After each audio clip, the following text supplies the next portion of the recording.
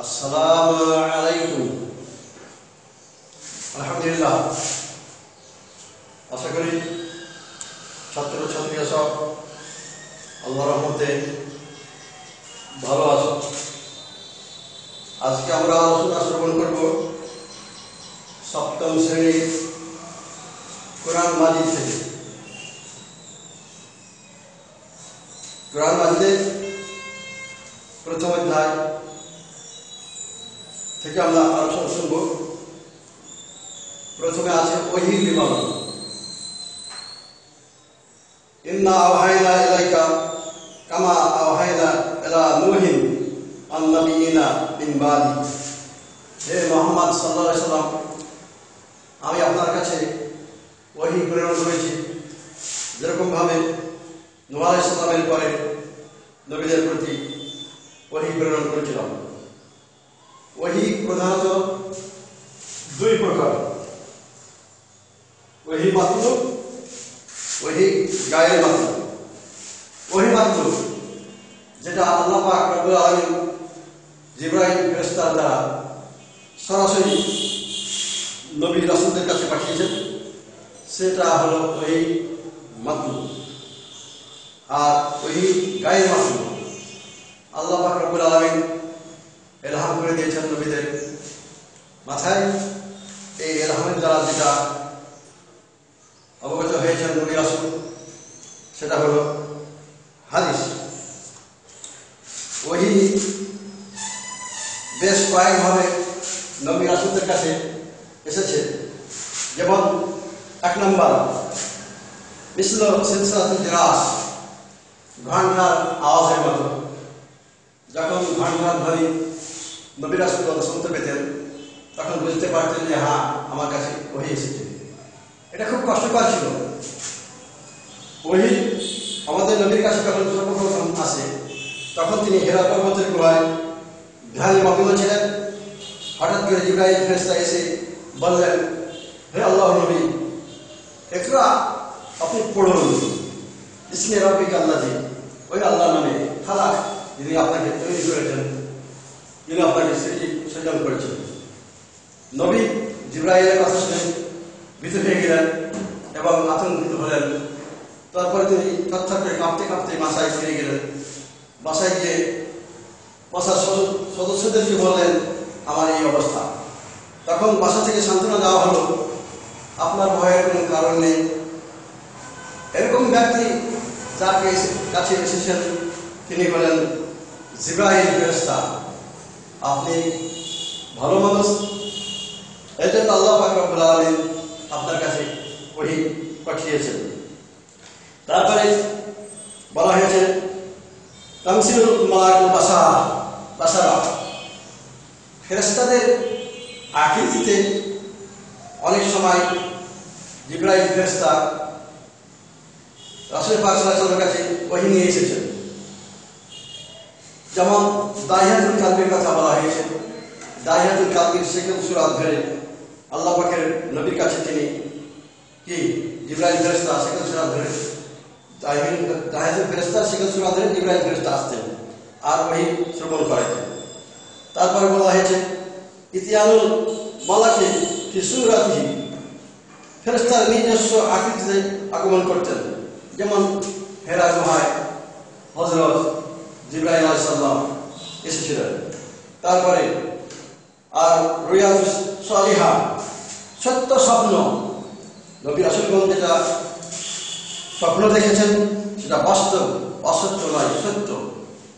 এটা কে ওহী হিসাবে ধরা হয়েছে। আল্লাহ পাকের নবীর কাছে সর্বপ্রথম যে ওহী এসেছিল সূরাতুল আলাক। সূরাতুল আলাক প্রথম 5 আয়াত, ইকরা বিসমি রাব্বিকাল লাযী খালাক, হে মুহাম্মদ সাল্লাল্লাহু আলাইহি ওয়াসাল্লাম, আপনি পড়ুন সেই আল্লাহর নামে যিনি আপনাকে তৈরি করেছেন।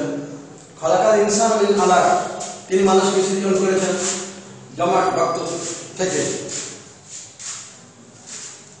খালাকাল ইনসান মিন আলাক, ইকরা ওয়া আকরামুল্লাযী আল্লামা বিল কালাম, যিনি হলেন মহান মহিমাময় এবং যিনি হলেন সর্বশ্রেষ্ঠ এবং দাতা ও দয়ালু।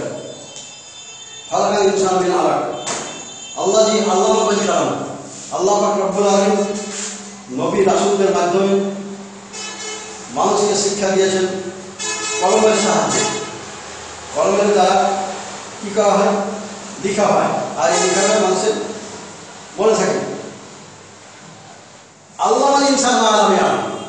আল্লাহ পাক রব্বুল আলামিন এমন জিনিস শিক্ষা দিতেন যেটা মানুষ জানতেন না, যেটা মানুষ বুঝতেন না। এ সম্পর্কে নবী রাসূলগণ শিক্ষা দিয়েছেন। রাসূল পাক সাল্লাল্লাহু আলাইহি ওয়াসাল্লামের জামানায় যখন ওহী আসত, তখন তিনি হাফেজদেরকে সেটাকে মুখস্থ করার জন্য বলতেন, অথবা কাতেব ওহী লেখক কয়েকজন ব্যক্তি, সম্মানিত ব্যক্তিবর্গ ছিলেন, তারা এই ওহী লিখে রাখতেন। রাসূল পাক সাল্লাল্লাহু আলাইহি ওয়াসাল্লামের জামানায় কোরআন নাযিল বিচ্ছিন্ন অবস্থায় বিভিন্ন জায়গায় ছড়িয়ে ছিটিয়ে ছিল।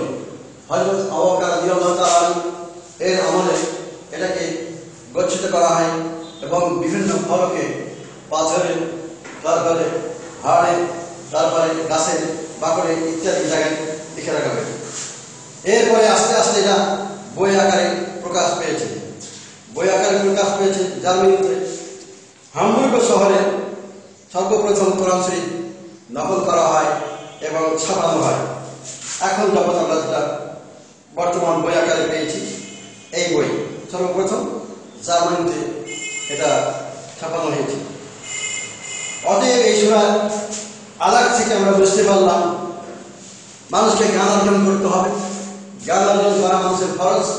সর্বপ্রথম জ্ঞানেরই ওহী আল্লাহ পাকের নবীর কাছে এসেছিল এবং এই জ্ঞান সম্পর্কে আল্লাহ পাক রব্বুল আলামিন আমাদেরকে বলেছেন, তালাবুল ইলমি ফারিদাতুন আলা কুল্লি মুসলিম ওয়া মুসলিমা। বিদ্যা অর্জন করা প্রত্যেকটা নারী পুরুষের জন্য ফরজ। পুরুষের জন্য যতটুকু ফরজ, নারীর জন্য ঠিক ততটুকু ফরজ। এই ফরজের প্রতি আমরা কি করব? যত্নবান হব। কোরআন শরীফ আমাদেরকে অধ্যয়ন করতে হবে। কোরআন শরীফ পাঠের অনেক ফজিলত। আফজালুল ইবাদতে তেলাওয়াতুল কোরআন। যত রকম ইবাদত আছে তার মাঝে সর্বশ্রেষ্ঠ ইবাদত হলো তেলাওয়াতুল কোরআন। কোরআন মাজিদ তেলাওয়াত করা। কোরআন শরীফ আল্লাহর বিধান, আল্লাহর কিতাব। অতএব সর্বপ্রথম আমাদেরকে আল্লাহর কিতাব সম্পর্কে জানতে হবে, বুঝতে হবে এবং তারপরে আমল করতে হবে। আল কালাম মা আল্লাহ, সরাসরি আল্লাহ পাকের সাথে কথা বলা। নবী রাসূল আল্লাহর সাথে কথা বলেছেন। আর নাফাসু তিরু কালামে পাক ঢেলে দেওয়া। নবী রাসূলের অন্তরে আল্লাহ পাক রব্বুল আলামিন বিদ্যা ঢেলে দিয়েছেন, জ্ঞান ঢেলে দিয়েছেন। ওহী ইসরাফিল, মাঝে মাঝে ইসরাফিল আলাইহিস সালাম ওহী নিয়ে আসেন, এক মতান্তরে যা পাওয়া যায়। আজকে আমরা ওহী সম্পর্কে শ্রবণ করলাম। এর পরবর্তী ক্লাসে আমরা ইনশাআল্লাহ অন্য সূরা থেকে জানব ও বুঝব। এই ওহী সর্বপ্রথম আল্লাহ পাকের নবীর কাছে এসেছিল। ওহী থেকে আমরা বুঝতে পারি আমাদেরকেও জ্ঞান অর্জন করতে হবে। জ্ঞান অর্জন করে এটার উপর আমল করতে হবে। আফালা তাদাব্বারুল কুরআন আম আলা কুলুবিন আকফাল।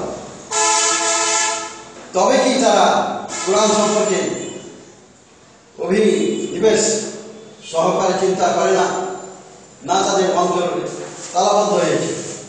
যারা কোরআন শরীফের জ্ঞান অর্জন করে না, তাদের অন্তরে আল্লাহ পাক রব্বুল আলামিন তালা বিদ্ধ করে দেন। অর্থাৎ ধর্মীয় চেতনাবোধ, ধর্মীয় জ্ঞান গবেষণা তাদের মাঝে থাকে না। যদিও ধর্মীয় নিয়মনীতি তাদের কাছে বলা হয়, তারা সেটা সহজে গ্রহণ করতে চায় না, মানতে চায় না। খায়রুকুম মান তাআল্লামা কুরআন ওয়া আল্লামাহু। তোমাদের মাঝে ওই ব্যক্তি অতি উত্তম ব্যক্তি যে কোরআন শরীফের শিক্ষা করে এবং অপরকে শিক্ষা দেয়। অতএব আমরা নিজেরাও শিক্ষা করব, আমাদের বাসার যারা সদস্য আছেন তাদেরকেও শিক্ষা দেব। এছাড়া আমাদের আশেপাশে পাড়া প্রতিবেশী যারা কোরআন সম্পর্কে অজ্ঞ, কোরআনের জ্ঞান যাদের মাঝে নাই, তাদেরকে কোরআন পাঠের দাওয়াত দেব এবং তাদেরকে পড়ার জন্য আমরা অনুরোধ করব।